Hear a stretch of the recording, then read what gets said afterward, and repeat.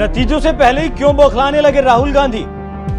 कभी प्रधानमंत्री को बोलने लगे सड़क छाप भाषा, कभी पत्रकारों के बहाने मोदी पर निकाल रहे गुस्सा। राहुल गांधी को इस बार पत्रकारों ने ही नहीं बख्शा।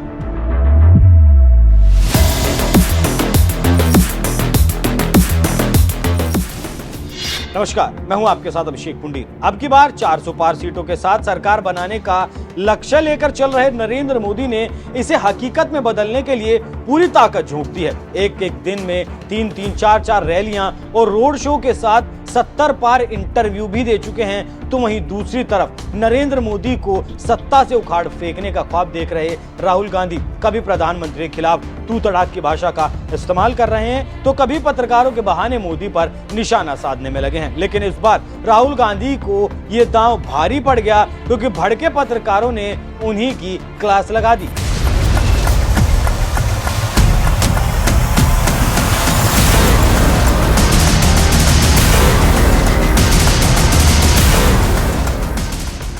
पूरा मामला समझने के लिए आपको चलना पड़ेगा 2 साल पहले, जब राहुल गांधी साल 2022 में कड़ाके की ठंड के दौरान हाफ बाजू की टी शर्ट पहनकर देश भर में भारत जोड़ो यात्रा कर रहे थे। राहुल गांधी को टी शर्ट में देखकर कुछ पत्रकार इस कदर चरण वंदना में लग गए थे कि जैसे मानो उनके लिए यही पत्रकारिता रह गई हो।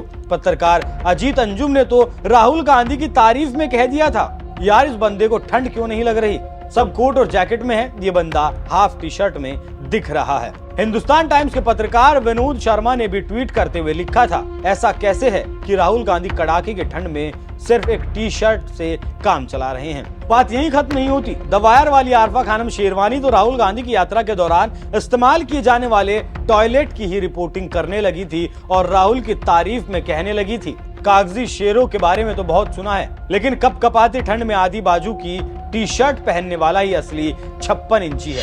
तब तो राहुल गांधी के लिए ये पत्रकार चमचा या चमची नहीं थे, क्योंकि ये पत्रकार उनकी चरण वंदना में लगे थे। लेकिन जैसे ही कुछ पत्रकारों ने लोकसभा चुनाव के दौरान पीएम मोदी का इंटरव्यू लिया, राहुल गांधी इस कदर बौखला गए कि मोदी से नफरत में पत्रकारों को ही चमचा और चमची कहने लगे।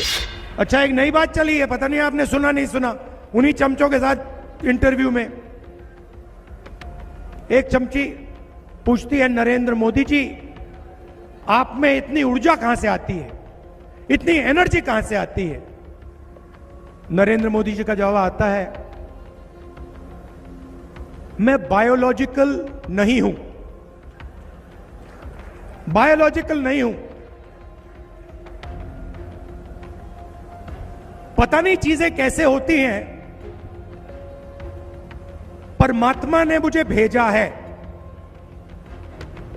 और मैं बायोलॉजिकल नहीं हूं, मैं परमात्मा का काम करता हूं, मुझे परमात्मा ने मिशन पे भेजा।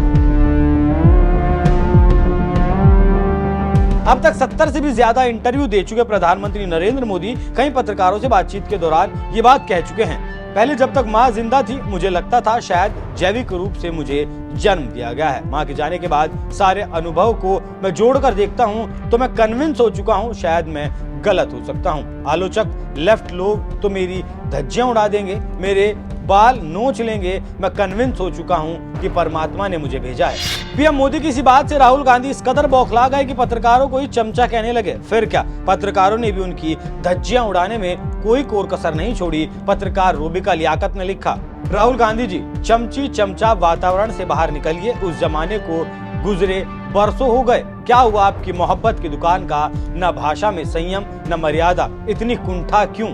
दुर्भाग्यपूर्ण है कि आपके सलाहकारों ने आपको राजनेता के बजाय ट्रोलर बना दिया। पीएम ने अब तक 71 साक्षात्कार दे दिए, हर सवाल उनसे पूछा गया, महंगाई से लेकर घुसपैठियों वाले बयान तक, चीन से लेकर पाकिस्तान, देश से लेकर विदेश तक पत्रकार का धर्म है सवाल पूछना। हम हर किस्म का सवाल पूछेंगे। आपको किसने रोका है? आप केवल एक दे दीजिए, आप अपनी राजनीति पर ध्यान केंद्रित कीजिए। पत्रकारिता से आपको चुनाव नहीं लड़ना है, चुनाव मोदी से लड़ना है। और हाँ, मेरा नाम रूबिका लियाकत है, नाम अगली बार पर्ची पर लिख कर ले जाइएगा।